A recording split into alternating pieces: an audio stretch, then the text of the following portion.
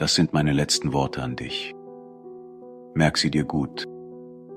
Ich wünsche dir, dass du jemanden findest, den du lieben kannst. Nicht so wie mich. Ich meine jemanden, den du wirklich aufrichtig liebst.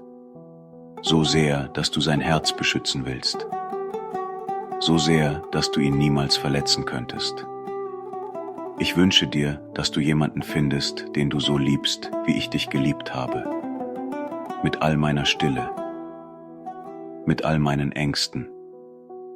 Mit allem, was ich nicht gesagt, aber gefühlt habe.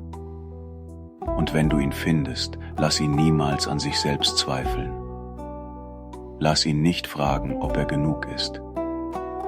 Liebe ihn so, dass er sich nicht beweisen muss.